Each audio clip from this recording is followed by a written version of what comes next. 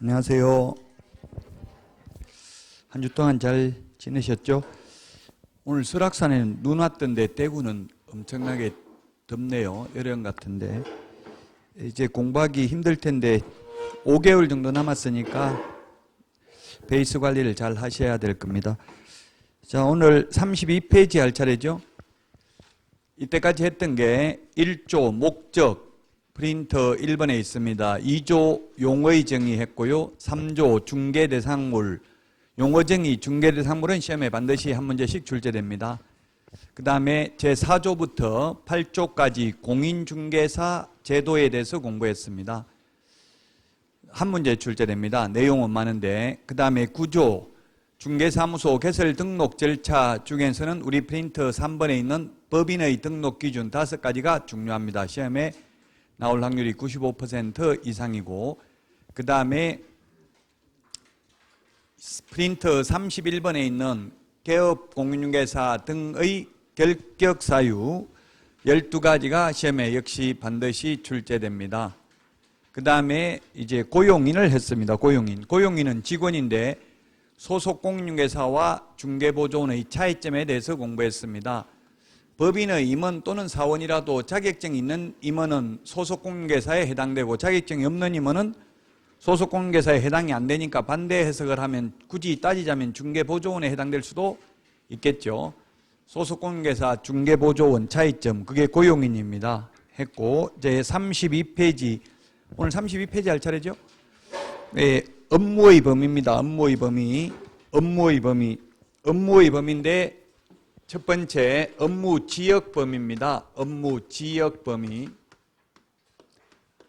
아마 갈수록 수업 듣기가 힘들겠죠. 왜냐하면 전부 아는 걸 자꾸 하게 되니까 이제 모를 때는 참고 잘 듣다가 알면 듣기 싫거든요. 그래서 다 알아도 끝까지 모든 수업을 다 들어야 합격할 수 있습니다. 안다고 안 듣고 이러면은 점수가 잘 나오기 쉽지 않죠. 시험장에 가서는 모든 걸 다 안다는 느낌이 들어야 합격할 수 있어요. 시험지 받아보면 합격인지 불합격인지 감을 잡을 수 있어요.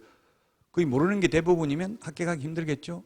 전부 다 아는 거라고 생각이 들어야 그래도 실수를 많이 하니까 거듭되는 고통을 받고 계속 아는 것도 반복을 하셔야 됩니다. 자, 업무 지역 범위가 있는데 법인인 개업공개사와 두 번째 공인중개사인 개업공인중개사의 업무 지역은 전국입니다. 전국이고요. 그 다음에 부칙개공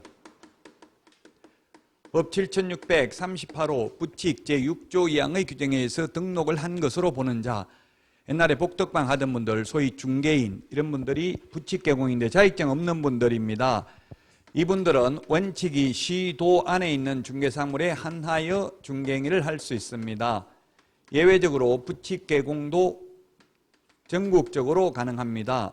부동산 거래 정보망에 가입한 정보망을 이용하여 중개행위를 하는 경우에는 그 정보망에 공개되어 있는 물건에 한하여 업무지역 바깥에 있는 것도 가능합니다. 이 소위 부칙개공이 업무지역 범위를 위반했을 때에는 6월 이하의 업무정지 사유입니다. 부칙은 시험에 거의 안 나온다고 했습니다. 왜냐하면 부수적인 규칙이 부칙입니다. 총칙은 총체적인 규칙이고, 그 다음에 보칙은 보충적인 규칙이죠. 그래서 총체적인 규칙이니까 어렵습니다. 민법에서도 총칙이 어렵죠. 모든 것에 다 적용되는 거니까. 근데 부수적인 규칙은 주로 부칙은 뭐가 나오냐면 시행시기 이런 게 주로 많이 규제되어 있습니다. 그래서 출제위원들이 부칙은 거의 안 봅니다. 자, 그 다음에 두 번째 양가로 2번 중개대상물의 범위가 있습니다. 중개대상물의 범위라는 말이 법조문에 없습니다. 그래서 시험에 거의 안 나오는데 과거에 한번 출제됐기 때문에 이런 내용을 적어놨습니다. 즉 중개대상물의 범위는 따로 제한이 없습니다. 개업공개사의 종별에 따라서 토지, 건축물, 임목, 공장재단, 광업재단 이게 중개대상물인데 시험에 과거에 부칙개공은 토지, 건축물, 그 밖의 토지의 정착물에 한하여 중개행위를 할 수 있다. X로 출제됐습니다. 즉 부칙개공도 임목, 공장재단, 광업재단도 중개행위를 할 수 있다. 즉 개업공개사의 종별에 따른 중개대상물 범위의 차이는 없다는 이야기입니다. 부칙 개공도 임목, 광업재단, 공장재단도 가능합니다. 자, 32번에 양가로 3번 별표 3개 하시고요. 이게 중요합니다. 시험에 나올 확률 95% 이상입니다.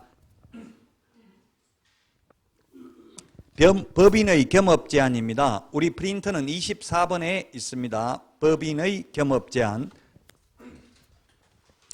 자, 그러면 왜 이렇게 법인에게만 겸업을 제한하냐? 그 취지는 시험에는 안 나옵니다. 취지를 시험에 내기는 어려운 게 이게 외국의 대형 법인이 우리나라 진출해서 우리나라 개인교육공개사와 무한자유 경쟁을 하여 개인교육공개사들 망하는 것을 방지하려고 즉 골목상권을 보호하기 위한 취지입니다. 이런 걸 시험에 내면 외국에서 그 의도를 알고 가만 안 있겠죠. 그래서 그런 말은 시험에 절대 안 나오고요. 그리고 특히 외국법인이라는 말도 안 나옵니다. 왜냐하면 외국에서 불공정 무역행위로 WTO에 제소하겠죠. 외국법인만 차별하면. 그래서 그냥 법인이라고 했지 외국법인 이런 말도 없습니다. 그러나 취지는 국토부에 왜 이렇게 했냐 물어보니까 그 외국법인을 견제하기 위한 수단이라고 하더라고요. 자, 그래서 돈 내는 거는 못하게 하고 있습니다. 그래서 외국법인이 들어와가지고 월급도 주기 힘들다고요. 고정수입 나오는 게 없으니까. 그래서 돈 되는 거는 못하고 돈 안 되는 것만 할 수 있도록 하고 있습니다. 그래서 우리나라에는 대형 법인이 없습니다. 우리나라 법인이든 외국 법인이든 이름만 들으면 알 수 있는 중개법인이 없죠. 근데 홍콩, 일본만 가도 가까운 동양에도 다 홍콩도 가장 그 나라에서 큰 회사가 중개법인입니다. 일본도 빅브라더라고 해서 대형 법인들이 있습니다. 그런데 우리나라는 대형 법인이 없습니다. 우리나라 법인이든 외국 법인이든 이 규정에 의해서 겸업 제한 규정에 의해서 들어올 수가 없다는 이야기입니다. 자, 동그라미 기억해 보니까 상업용 건축물 및 주택 밑줄 지났는데 농업용 건축물, 공업용 건축물 X로 출제됐습니다. 상업용 건축물과 주택의 임대, 관리 등 부동산의 관리 대행만 할 수 있고 임대업은 할 수 없습니다. 관리 대행만 할 수 있습니다. 관리 대행은 하면 돈이 안 돼요. 방 한 개에 10,000원 정도. 제가 다가구 주택 그 19가구 관리 대행하고 20만 원 받아봤습니다. 돈 안 되죠? 임대업을 하면 월세를 40만 원 정도 받을 수 있습니다. 그래서 외국 법인은 자본금은 있기 때문에 돈 가지고 들어와가지고 집 지어가지고 분양하고 남는 거 임대해서 임대업을 하면 되는데 못합니다. 우리나라에서는 임대업은 안 되고 임대 관리 대행만 가능합니다. 니은에 보니까 부동산의 이용, 개발 및 거래에 관한 상담, 개발업은 안 되고 개발에 관한 상담업은 됩니다. 인터넷에 어떤 분이 업이란 임대업, 그 다음에 니은에 개발업, 그 다음에 리얼에 보니까 분양업 전부 다 X 해놨죠. 그래서 이런 질문을 하시더라고요. 업이라는 말 들어가면 무조건 X죠. 이렇게 질문했던데 그건 아닙니다. 업, 직업을 하는 게 업이죠. 그래서 업이라는 말은 적었지만 예를 들어서 관리 대행업, 그 다음에 이용 개발에 관한 상담업, 업이라는 말 들어가도 그건 가능해요. 상담을 계속 반복하면 상담업이잖아요. 그래서 업이라는 말 들어갔다고 무조건 X는 아닙니다. 물론 법조문에는 개발에 관한 상담이라고 되어 있지 상담업이라고 되어 있지는 않습니다. 근데 상담을 직업적으로 계속할 수 있으니까 계속하면 그게 상담업이라고요. 그래서 업이라는 말 들어가면 무조건 X라고 볼 수는 없습니다. 개발업은 안 되고 개발에 관한 상담업만 된다. 이 땅 지어서 개발하면 돈 된다. 이런 말은 할 수 있지만 직접 개발업을 하는 것은 안 됩니다. 디귿에 보니까 개업 공인중개사를 대상으로 한 중개업의 경영기법 및 경영정보 제공입니다. 개업 공인중개사를 대상으로 프랜차이즈 가맹점업 이런 거 할 수 있다는 이야기입니다. 공인중개사를 대상으로 일반인을 대상으로 X 출제됐습니다. 개업 공인중개사를 대상으로 한다는 것을 주의하셔야 되겠습니다. 33번에 주택 및 상가의 분양 대행입니다. 주택 및 상가 분양 대행만 가능하고 분양업은 안 됩니다. 직접 지어서 분양하는 건 안 되고 남이 지어놓은 거 분양 대행만 할 수 있습니다. 분양 대행하면 보통 MGM 300만 원 정도밖에 안 줍니다. 직접 분양업을 하면 50% 정도 남을 수 있습니다. 그래서 돈 되는 건 못 한다고요. 그것도 주택 및 상가만 가능합니다. 공업용 건축물, 농업용 건축물, 택지 분양 대행 가능 X, 택지 분양 안 됩니다. 택지 분양 대행도 안 됩니다. 그 다음에 미음에 그 밖에 중개업에 부수되는 업무로서 중개 의뢰인의 의뢰에 따른 도배, 이사업체 소개 등 주거 이전에 부수되는 용역의 알선은 되는데 용역업은 안 됩니다. 그 용역업 X라고 적어놓으세요. 용역의 알선 뒤에다가 용역업 X. 용역이라는 건 노무를 제공하는 거, 서비스를 제공하는 거 이런 게 용역입니다. 오늘 지하철 타고 오다 보니까 지하철에 여기에 여용역실 이렇게 적혀 있더라고요. 여용역실. 이게 무슨 말이에요? 그러면 여기에 그 여자분들 청소하고 이런 분들 지하철역에 있는 분들 그게 쉬는 곳이겠죠? 여용역실, 남용역실 이렇게 적혀져 있더라고요. 용역, 서비스를 제공하는 게 용역입니다. 모르는 단어 나오면 인터넷으로 자꾸 검색해 보면 도움이 많이 됩니다. 자, 그래서 용역, 업은 안 되고, 즉 이삿짐 센터, 도배업체를 직접 운영하는 건 안 되고 소개하는 것만 가능하다고요. 소개해봐야 돈 안 돼요. 이삿짐 센터 소개하면 2만 원, 5만 원, 2만 원에서 5만 원 정도밖에 안 줘요. 중개사무소에 가보면 원탁에 그 이삿짐 센터 명함 많이 있죠. 그거 가져가서 전화하면 중개업소에 2만 원에서 5만 원 정도 줍니다. 소개만 가능하고 직접 이삿짐 센터 운영하면 50% 남는다 하더라고요. 모든 사업은 어느 정도 조금 잘 되면 50% 정도 남죠. 식당도 사람 많이 오면 50% 남아요. 근데 뭐 하루에 10명도 안 오면 적자겠죠. 많이 안 오면. 자, 그 다음에 비업의 경매 또는 공매 대상 부동산에 대한 권리 분석 및 취득 알선과 매수 신청 입찰 대리 할 수 있는데 요거는 그 바로 밑에 동그라미 2번에 보면은 소위 부칙 개공, 부칙 개업공개사는 못합니다. 경공매 매수 신청 대리는 소위 중개인은 못합니다. 자격증이 없기 때문에. 부칙 개공은 권리 분석도 못합니다. 자, 그러면 이 6가지는 법인은 이 6가지만 할 수 있습니다. 개인은 이 6가지 업무도 할 수 있고 다른 업무도 할 수 있습니다. 탑법에서 규제하지 않는 한. 그런데 경공매 매수 신청 대리, 입찰 대리 이거는 부칙 개공은 할 수가 없습니다. 법인이 아닌 모든 개업공개사는 경공매 매수 신청 대리 할 수 없다 하면 X죠. 공인중개사인 개업공개사는 할 수 있고 부칙 개업공개사만 할 수 없습니다. 이 경공매 매수 신청 대리 하려면은 매수 신청 대리인 등록을 하고 지방법원장에게 그 지도 감독을 받아야 됩니다. 개인인 개업공개사, 즉 공인중개사인 개업공개사라도. 자, 그 다음에 동그라미 3번. 이 겸업을 하고 받는 수수료는 중개보수가 아니기 때문에, 즉 중개업이 아니기 때문에 당사자 약정으로 많이 받아도 상관이 없습니다. 다만 매수 신청 대리 보수는 매수 신청 대리 예규에 정해져 있죠. 감정가 1% 또는 최저 매각 가격의 1.5% 중에서 당사자 합의에 의해서 받을 수 있죠. 매수 신청 대리 보수는. 매수 신청 대리 보수만 예규에 규정이 있고 나머지는 규정이 없기 때문에 당사자 약정에 의해서 0.9%를 초과해서 받아도 공인중개사법 위반이 아니다. 컨설팅하고 컨설팅 수수료 많이 받아도 그건 중개보수가 아니기 때문에 법 위반이 아니다는 이야기죠. 분양 대행하고 MGM을 한 건에 2천만 원 받아 먹어도 법 위반이 아니다. 중요합니다. 이 겸업 제한 우리 프린터 24번에 있는데 출제될 확률이 95% 이상입니다. 자, 그 다음에 3번 중개사무소의 설치입니다. 중개사무소.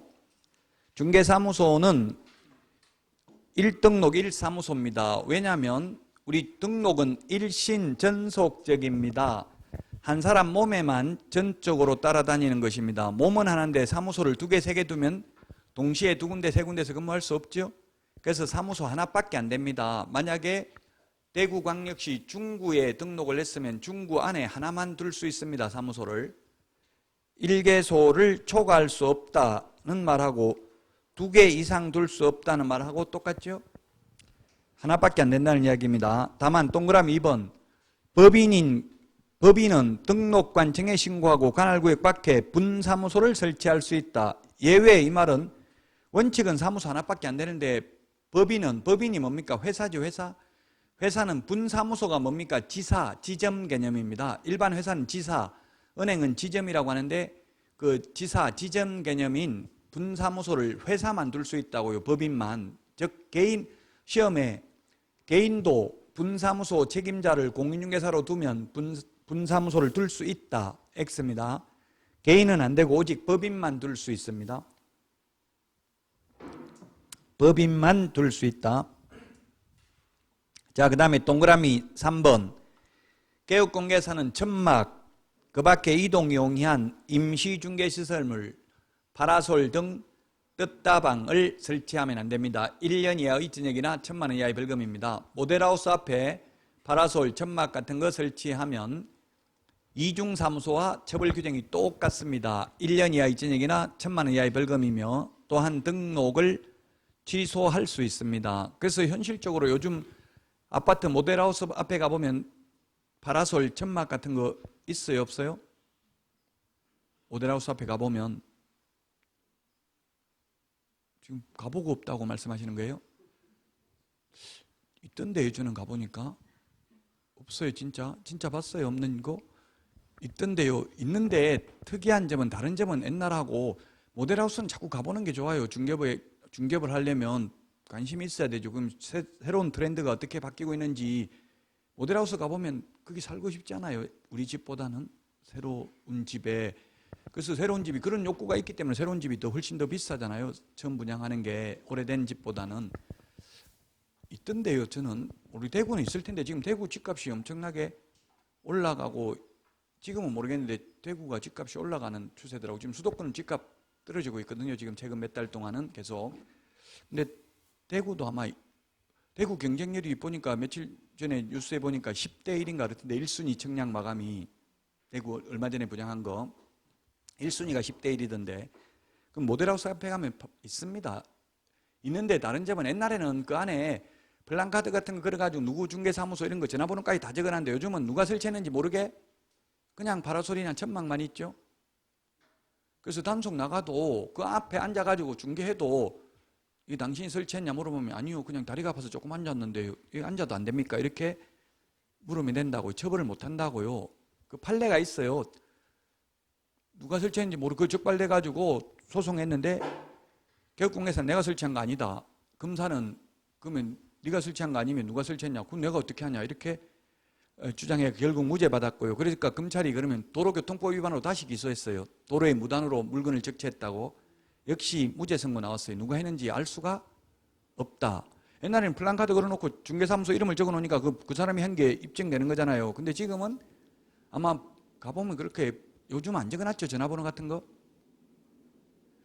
안 가봐요. 예, 대구에 분양하는데 한번 가보세요. 예, 요즘은 어쨌든 누가 했는지 모르게 설치해놨어요. 해놓긴 하는데 이렇게 처벌 규정이 생기니까. 옛날에는 이런 처벌 규정이 없을 때는 심지어 제가 옛날에 가볼 때는 전화기까지 다 설치해놨더라고. 어떻게 설치했는지 모르겠는데 그 집 전화 있잖아요. 그거 휴대폰 말고 전화기까지 거의 다 설치해놨더라고요. 파라솔 안에. 근데 요즘은 그런 거 없습니다. 아예 그냥 아무것도 표시를 안 해놓고 설치는 해놨습니다. 왜 설치하냐면 그 개업공개사들이 설치하고 싶어 하는 게 아니라 분양회사에서 설치한 사람만 MGM 주겠다, 소개하면 돈 주겠다 하니까 어쩔 수 없이 설치하는 거예요. 왜냐하면 그런 게 많이 설치되어 있어야 분양이 잘 되거든요. 와서 청약만 하고 실제 계약 안 하는 경우도 굉장히 많아요. 청약 경쟁률 10대 1 이런 건 의미가 없을 수도 있어요. 왜냐하면 청약 하나 하면 뭐 상품 5만 원짜리 뭐 준다 이런 거 하기 때문에 청약 경쟁률이 엄청나게 높은데 나중에 계약은 안 할 수도 있죠.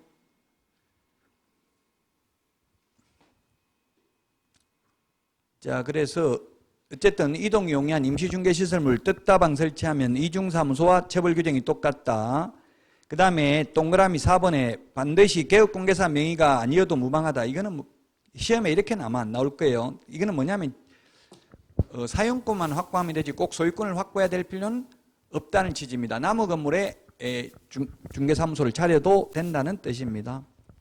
자, 그 다음에 사실 그러나 등록 신청할 때는 개업공개사가 그 사무소를 사용해도 좋다는 취지의 문서는 들어가야 됩니다. 사용대차 계약서를 적든 임대차 계약을 적든. 전세권은 전세금이 요소이고 임차권은 차임이 요소죠.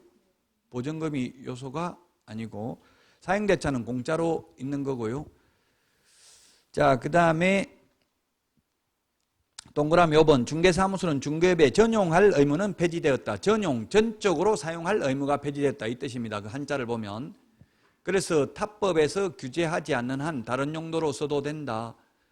만약에 법무사 자격증도 있고 공인중개사 자격증도 있으면 사무소 한 군데서 두 가지 업무를 다 해도 상관이 없습니다. 타법에서 규제하지 않는 한 가능합니다. 근데 최근 들어서 이제 담배 파는 건 안 된답니다. 공인중개사법에 의해서 안 되는 게 아니라 담배 관련 법에서 이제 담배는 편의점 같은데 업종을 정해놨대요. 팔 수 있는 업종을. 그래서 중개사무소에서는 이제 담배는 못 팝니다. 옛날에는 중개사무소에서도 팔았죠, 담배. 타법에서 규제하지 않는 한 다른 용도로 사용해도 된다. 자, 그 다음에 양가로 2번 분사무소 설치 절차입니다. 분사무소 설치 절차.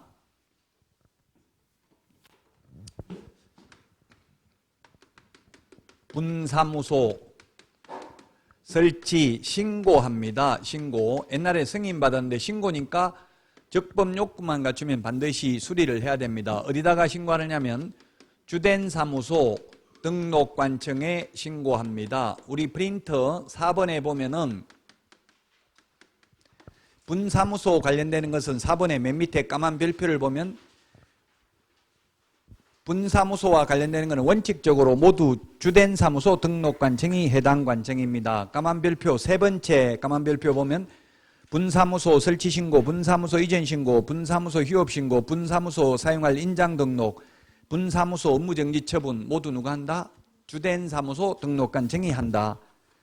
그러나 분사무소에 대한 지도 감독은 둘 다 가능. 이 말은 주된 사무소 등록관청도 가능하고 분사무소 관할 시장군수구청장도 가능하다는 뜻이고요. 맨 마지막 까만 별표에 보면 분사무소에서 중개 행위를 하였을 경우 중개 보수는 분사무소 관할 시도조례가 정하는 보수를 받습니다. 자, 신고하면 7일 이내에, 이 7일은 우리 프린터 39번에 동그라미 11번에 있습니다. 11번에 보면 7일 이내에 신고 필정을 교부해 줍니다. 신고 필정을 교부해 주고 신고 필정을 교부받고 나면은 업무를 개시할 수 있습니다. 신고 필정을 교부한 주된 사무소 등록관청은 지체 없이 분사무소 관할 시장 군수구청장에게 통보합니다. 분사무소 설치 사실을 통보한다. 그래서 만약에 대구광역시 중구에 주된 사무소가 있는데 수성구에 분사무소 설치하려면 수성구 갈 필요 없고 중구청장한테 신고하면 중구청장이 수성구청장에게 분사무소 설치 사실을 통보합니다. 자, 분사무소 우리 프린터 4번에 보면 분사무소 설치 신고할 때 제출해야 되는 서류가 3개가 있습니다. 분사무소 책임자 자격증 사본은 제출하지 않습니다. 자격증 사본은 제출하지 않고 실무교육 수료증 사본 제출해야 됩니다. 그 다음에 보정설정, 손해배상을 위한 보정설정 증명서류 제출해야 된다. 우리 프린터 56번에 동그라미 1번, 2번에 있는데 56번에 보면 56번에 동그라미 1번은 처음 등록할 때 보정설정은 미리 못합니다. 무등록 중개업자는 가입 못합니다. 등록 통지서가 있어야 됩니다. 그러나 2번에 분사무소 설치 신고나 3번 매수 신청 대리인 등록 신청의 경우는 미리 보정 설정을 해야 됩니다. 왜냐하면 분사무소는 이미 주된 사무소가 등록되어 있기 때문에 무등록 중개업자가 아닙니다. 미리 가입하고 분사무소 설치 신고할 때 첨부해야 됩니다. 자, 그 다음에 사무소 확보 증명서류입니다. 사무소 확보 증명서류. 사무소 소유권 확보가 아니라 사용권만 확보하면 되죠. 모든 사무소는 똑같습니다. 주된 사무소, 분사무소, 개인 사무소, 이전 전 사무소, 이전 후 사무소 모두 건축물 대장에 기재되어 있어야 됩니다. 가설 건축물, 무허가 건축물 안 됩니다. 미등기 건물은 가능할 수도 있습니다. 건축물 대장이 있으면.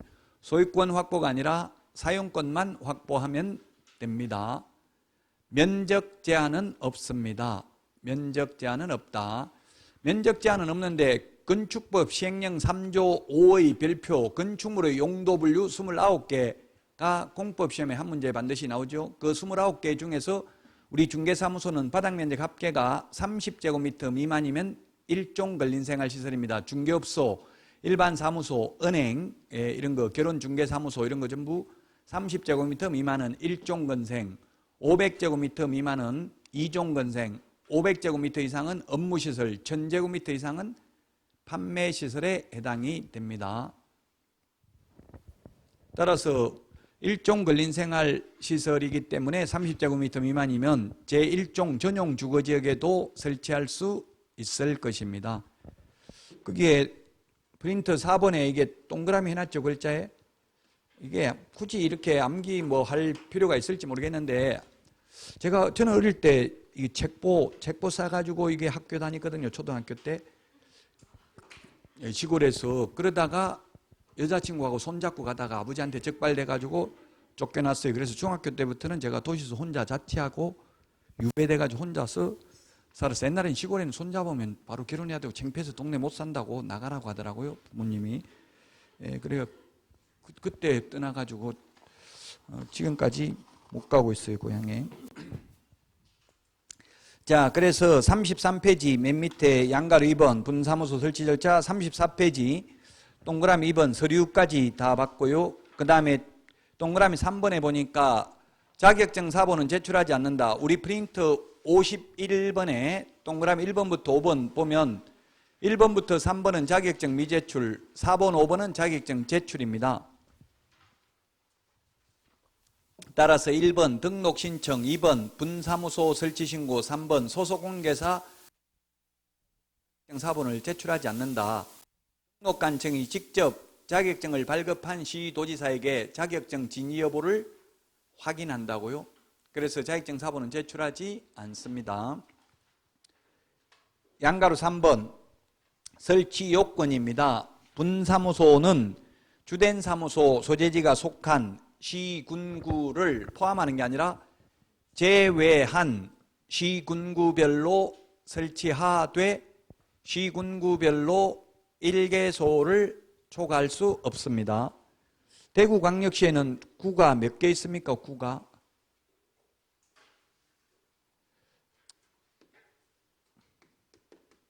몰라요, 대구에 구가 몇 개 있는지?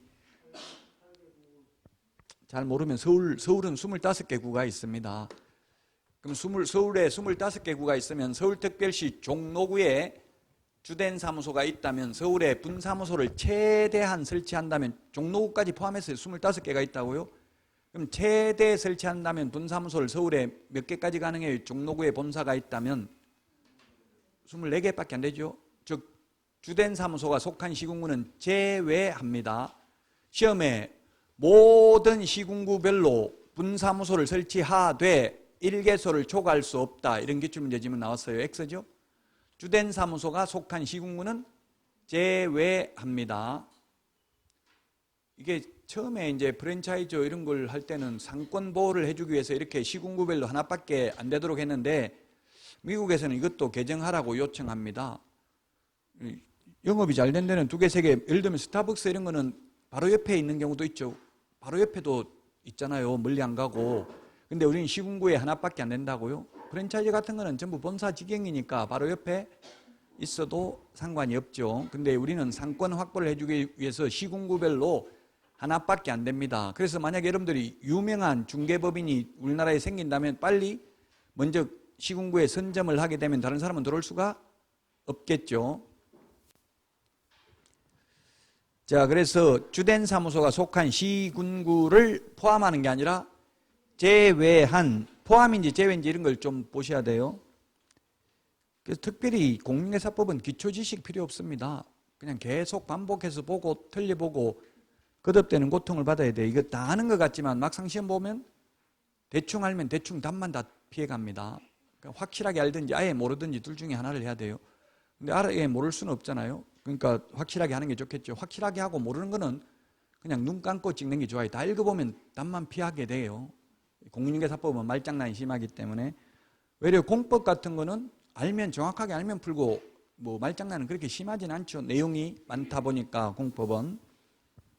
공인중개사법은 내용이 그렇게 많지 않으니까 말장난을 안 하면 다 100점 받으니까 어쩔 수 없이 과목의 특성상 말장난이 심해요. 자, 그 다음에 분사무소 책임자는 공인중개사이어야 한다. 다만 다른 법률의 규정에 의해서 중개업을 영위할 수 있는 이른바 특수법인, 지역농협, 산업단지관리기관, 지역산림조합, 한국자산관리공사 같은 이런 특수법인은 자격증이 없어도 됩니다. 등록 기준도 적용하지 않죠? 책임자 요건도 적용되지 않습니다. 즉 공인중개사 자격증 있는 사람 한 명도 없어도 상관이 없다는 이야기입니다. 지역농협 같은 경우는. 그러나 현실적으로 지역농협이 중개업을 하지는 않습니다. 특수법인이 현실적으로 하진 않죠.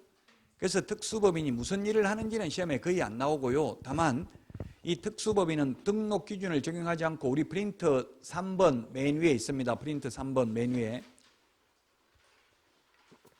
특수법인은 등록 기준을 적용하지 아니하고 특수법인은 분사무소 책임자가 공인중개사이어야 한다는 규정을 적용하지 않는다. 특수법인이란 특별법에, 공인중개사법이 아닌 특별법에 의해서 중개업을 할 수 있는 법인을 말합니다. 우리 지난주에 무조건 자격 취득해야 된다고 했죠. 공인중개사법은. 그런데 특별법에서는 자격 취득 안 하고 할 수도 있어요. 지역농협이나 한국자산관리공사 같은 경우는. 근데 현실적으로 특수법인이 지역농협이 중개업을 하고 있지는 않습니다. 지역농협에 전화해 보니까 복덕방 아닙니다 하고 전화 끊어버리더라고요. 중개업 합니까? 물어보니까 아예 안 하더라고요. 현실적으로는. 자, 그 다음에 공동사무소 설치입니다. 공동사무소. 옛날에는 합동사무소라고 부르다가 용어를 공동이라고 바꿨습니다. 한자를 뭐 한글로 했다고 하는데 공동도 한자기는 하죠. 자, 양가로 1번 개업 공인중개사는 주어를 밑줄 치십시오. 공인중개사는 하면 X입니다. 공인중개사가 아니라 개업 공인중개사는 그 업무의 효율적인 수행을 위하여 다른 개업공개사와 중개사무소를 공동으로 사용할 수 있다. 다만 개업공개사가 업무정지기간 중 밑줄 치세요. 이게 중요합니다. 업무정지기간 중에는 공동으로 사용할 수 없다. 업무 못하게 업무정지라는데 공동으로 사용해버리면 결국 업무하게 되겠죠? 업무정지의 실효성이 없어지기 때문에 업무정지기간 중에는 공동으로 사용할 수 없다. 지금도 사실 업무정지돼도 어떤 형태로든 업무를 하거든요. 그래서 옛날에는 업무정지기간 중에 공동사무소 형태로 업무를 했는데 지금은 그게 안 된다고 하니까 지금은 어떻게 하냐면 업무정지 6개월 당했다면 6개월 당했다고 6개월 동안 중개사무소 문을 닫아놓고 있을 수는 없죠. 현실적으로. 우리 학원이 만약에 1개월 강의 못하고 지금 서울에는 그 집회금지 명령 내린 데도 있어요. 지금 강의 못해요. 집회금지 명령 내려가지고 아예 이태원 갔다 온 사람들 때문에 인천 제가 나가는 학원 아닌데 그 같은 학원 보니까 아예 집회금지 명령 내렸더라고요. 그래서 강의 못해요. 지금 대구도 마스크 안 쓰면 300만 원 이하 행정명령 돼 있어요. 지금 마스크 안 쓰신 분 많이 있는데 밖에 다니다 적발되면 300만 원 벌금입니다. 지금 행정명령 내려져 있죠. 대구 300만 원. 다른 지역은 아닌데 대구만 그래요. 그래서 오히려 대구가 지금 안전하다 이렇게 하는데 보니까 안 쓴 사람이 많아서 별로 안전하지도 않는 것 같아요. 다닐 때는 괜히 또 300만 원 벌금 받지 마시고, 어쨌든 행정명령 이게 또 위반하면 벌금도 가능하더라고요. 그래서 업무정지 기간 중에 만약에 우리 학원도 한 달 동안 강의 못하도록 해버리면, 한 달이 아니고 뭐 한 6개월 못하게 해버리면 6개월 뒤에 시험 봐야 되는데 그럼 내년도 하기 힘들겠죠? 소문 나가지고. 마찬가지 중개사무소도 6개월 문 닫아 놓으면 더 이상 안 됩니다. 거기서 6개월 후에 재기가 불가능합니다. 그래서 어떤 형태로는 업무를 해요. 6개월. 그럼 어떻게 하냐면 지금은 옛날에는 이제 공동사무소 형태로 했는데 지금은 폐업하고 그 사람 폐업하고 다른 사람 이름으로 등록해가지고 해요. 현실적으로. 폐업은 가능하잖아요. 폐업한 장소에 다른 사람이 개업하는 건 가능하죠? 나무 자격증 빌려가지고 개업한다고요. 쉽게 말하면. 그래가지고 일은 옛날 그 사람이 계속하고 있어요. 그래서 제가 등록관청에 저기 업무 정지됐는데 계속 업무하고 있던데요. 제가 등록관청 민원 넣어봤어요. 그러니까 등록관청에서 신경 쓰지 마세요. 그 사람 폐업하고 다른 사람이 개업했거든요. 이렇게 하고 그냥 아예 민원 받아주지도 않더라고요. 예, 그래서 어떻게든지 등록관청에서도 웬만하면 사실상 봐주려고 노력은 하더라고요. 현실적으로는. 자, 어쨌든 이론적으로는 업무 정지 기간 중에는 업무하면 안 되기 때문에 공동으로 사용도 불가능합니다. 자, 그 다음에 또 이게 법 13조 6항에 이게 딱 하나 있고요. 그 다음에 35페이지 양가로 3번에 동그라미 2번에 보면은 그 밑줄 지났는데 이게 시행령 16조 중개사무소를 공동으로 사용하고자 하는 개업공개사는 중개사무소 개설 등록 또는 이전 신고를 하는 때에 그 사무소를 사용할 권리가 있는 다른 개업공개사 승낙서 첨부해야 된다. 시험에 건물주 승낙서 첨부해야 된다. X로 출제됐습니다. 제가 참 현실적인 걸 이야기하면 또 여러분들 헷갈릴 것 같은데 현실적으로는 건물주 사용 승낙서 가져오라고 합니다. 시험에는 현실적인 게 나오는 게 아니라고요. 법조문에 있는 게 나온다고요. 왜냐하면 임대차는 원칙적으로 임대인의 동의 없이는 양도하거나 전대할 수 없죠. 그래서 사실상은 받아오라고 그래요. 근데 공인중개사법의 규정이 아니잖아요. 그 민법이잖아요. 그 양도나 전대하려면 임대인 동의가 있어야 되죠.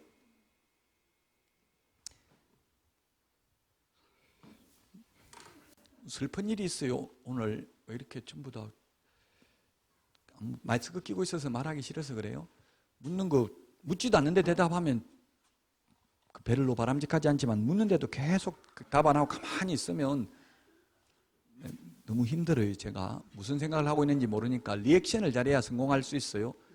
중개사무소에도 손님 오면 어머나 막 하고 이렇게 해줘야 성공하더라고요. 막 하여튼 그런 게 리액션을 잘 해야 돼요. 전혀 반응이 없으니까 이제 저도 재미가 없어서 그냥 진도만 이제 나가야 될 것 같아요. 대답도 안 하고 말도 안 하니까.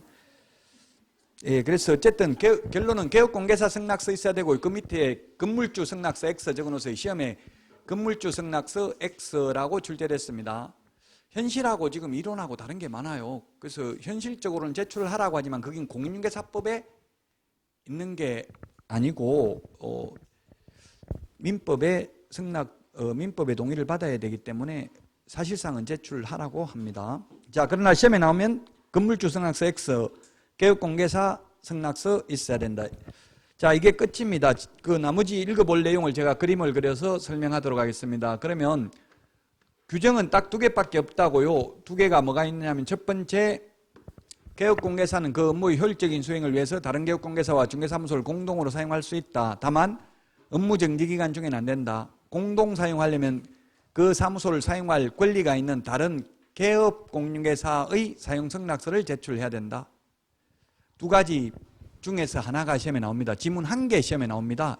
200개 지문이 우리 시험에 나오잖아요. 그 중에 1개가 나온다고, 이 공동사무소에 대해서. A, B, C, D 4개가 있는데 A에서 공동으로 사용하려면 중개사무소 B 사무소는 A로 이전하면 됩니다. 사무소 이전할 때 제출해야 되는 서류가 사무소 확보 증명 서류 제출해야 되죠. 그리고 등록증 제출 반납해야 됩니다. 옛날 거. 사무소 이전하려면은. 그래서 사무소 이전하려면 사무소 확보 증명 서류가 바로 뭐냐면 A 개업공개사의 사용 승낙서가 있으면 됩니다. 관할구역 밖이라도 됩니다. 중구에 있고 수성구에 있어도 수성구에 두고 왔다 갔다 하면서 공동으로 사용하는 게 아니라 옮겨야 되죠. 공동으로 사용한다는 건 사무소 한 군데서 공동으로 사용하는 거지 사무소 2개 두고 왔다 갔다 하면서 공동으로 사용하는 것은 아닙니다. 한 군데서 공동으로 사용하려면 옮겨야 됩니다. 이전 신고하면 가능합니다. 부산의 해운대구에 있는 것도 옮기면 가능합니다. 중구로 이전 신고하면 가능합니다. 그 다음에 또 이 다른 사람이 하고 있는 장소에다가 신규 등록을 해도 공동사무소입니다. 처음부터 2명 이상이 신규 등록을 해도 공동사무소가 되는 겁니다. 별도로 공동사무소 설치 신고서라는 법정서식은 없습니다. 공동사무소 법정서식이 없다. 법정서식 없는 거 시험에 출제가 되었는데 법정서식이 없는 것. 법정 서식 없는 겁니다. 공동사무소 설치 신고서. 공동사무소 설치 신고서 법정 서식이 없습니다. 사무소 이전하거나 또는 신규 등록을 여러 명이 하면 그게 바로 공동사무소가 됩니다. 그 다음에 또 법정 서식이 없는 게 거래계약서 법정 서식이 없습니다. 거래계약서도 법정 서식이 없고 금인계약서도 법정 서식이 없다. 중개보수 영수증도 법정 서식이 없습니다. 중개보수 영수증도 법정 서식이 없다. 부동산 거래 신고 등에 관한 법률에서 정정신청서라는 법정 서식도 없다. 정정신청은 부동산 거래 신고 필증에 정정사항을 기재해서 제출하면 됩니다. 이건 법정 서식이 없습니다. 자, 그러면 공동사용인데 만약에 A, B, C가 공동으로 사용하면 A는 법인인 개업공개사, B는 공인중개사인 개업공개사, C는 부칙개공, 부칙에 의해서 등록한 것으로 보는 자가 공동으로 사용하면 한 사무소에서 공동으로 사용하면 칸막이가 있을까요? 없을까요? 현실적으로 공동 사용하면 칸막이가 있어요? 없어요?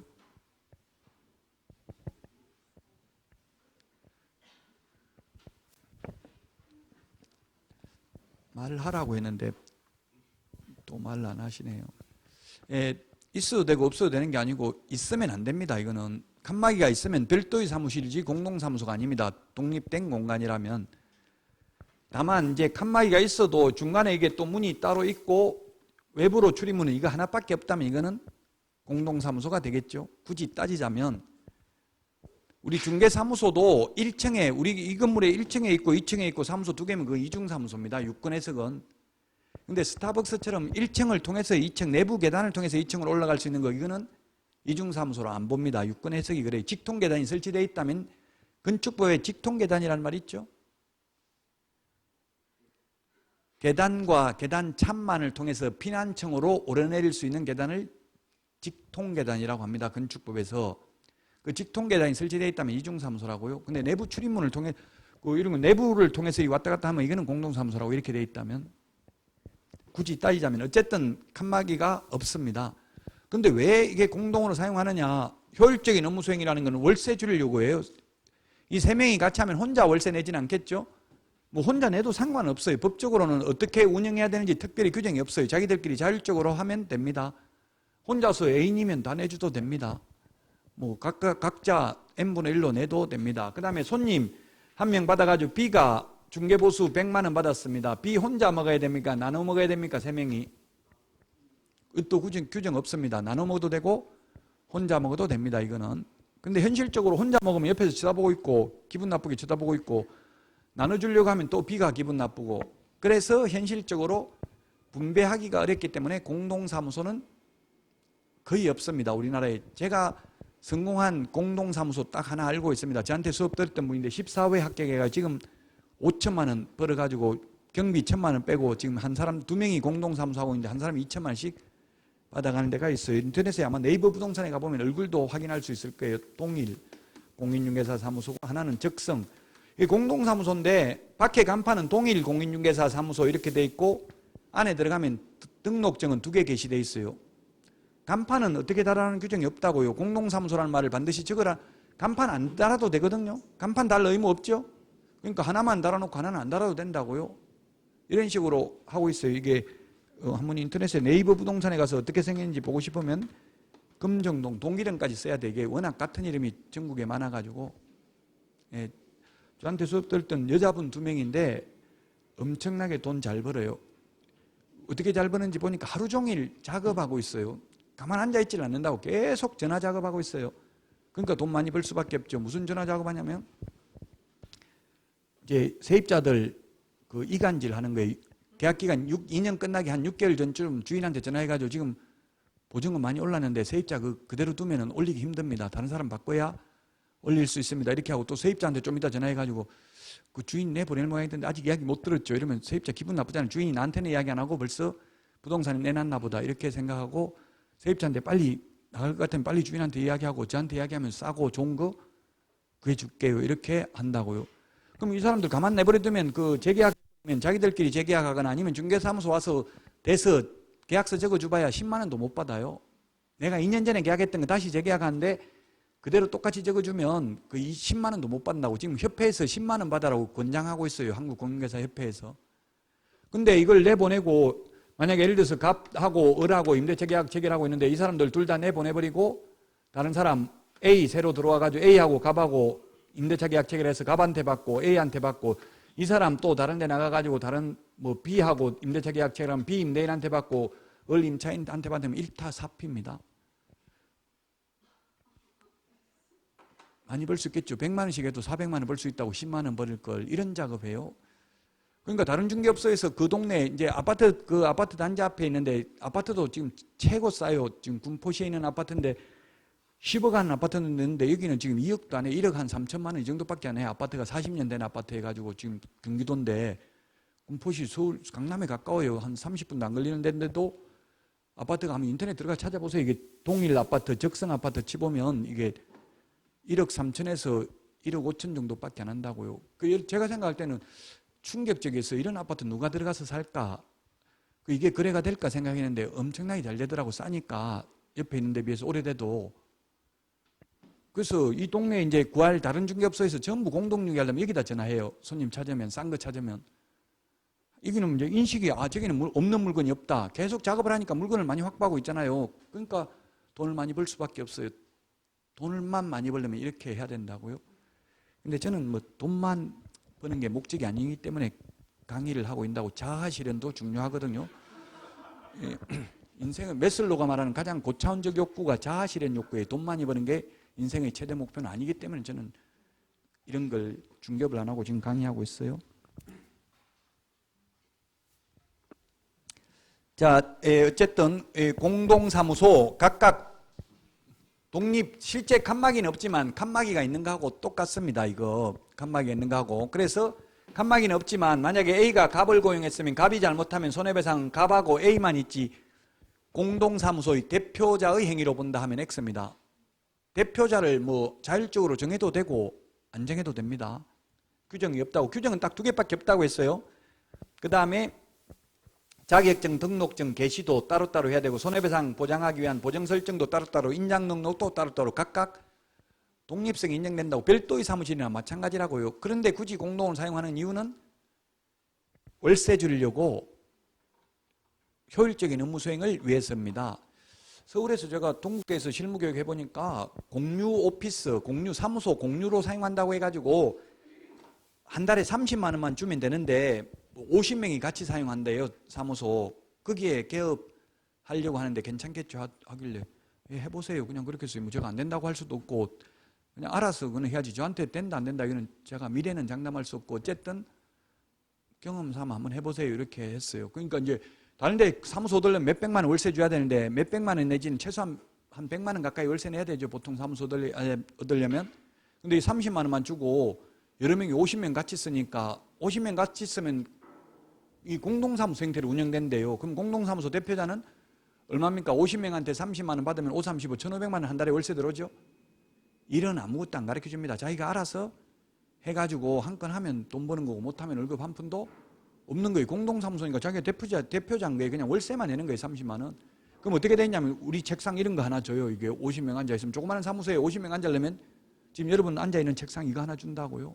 나머지 컴퓨터 같은 건 자기가 가져와서 사용하면 된다고. 배울 거는 아무것도 없어요. 어쨌든 그래도 경력 쌓으려면 뭐 그런 것도 한번 경험 삼아 그 계약을 잘해야 되겠죠. 근데 만약에 2년 계약했으면 2년 동안 계속 월세 내야 되잖아요. 계약 못 나오잖아요. 마음대로. 그럼 길게는 안 하는 게 좋겠죠. 이런 거 하려면. 뭐 한 6개월 이 정도는 그냥 월세 6개월 그냥 경험 삼아 한 6, 38, 180만 원 그냥 내고 공부한다 생각하고 해볼 수는 있지만 그게 여기서 돈 벌기는 어려워요. 이런 것도 많이 하더라고요. 이제 이런 걸 노리고 아예 요즘 공유 서비스, 공유가 이게 앞으로 대세잖아요. 공유가 전부 다 뭐 공유 문화가. 그래서 근데 이 중개사무소가 이렇게 공동사무소로 해가지고 성공하는 건 저는 딱 한 명밖에 못 봤어요. 이거 한번 꼭 네이버에 한번 검색해 보세요. 그래서 한번 찾아가 보고 이러면 도움이 많이 될 수 있어요. 노하우를 배우면 여러분도 돈 벌 수 있다고요. 저한테 수업 들은 분인데도 제가 가면은 사장님 이렇게 해요. 사장님이라 하고 바로 한 10m 간다 해도 차 태워준다 하고 그래요. 싫다 해도 계속 사장님 타세요 하고 이러더라고. 진짜 그러니까 계속 웃고 이러니까 욕을 할래야 할 수가 없더라고요. 여러분들도 좀 그런 걸 이제 시험 합격하고 나면 이런 걸 공부를 해야 돼, 노하우를. 자, 공동사무소까지 봤습니다. 여기까지 하고 쉬었다가 5번 사무소 이전부터 보도록 하겠습니다.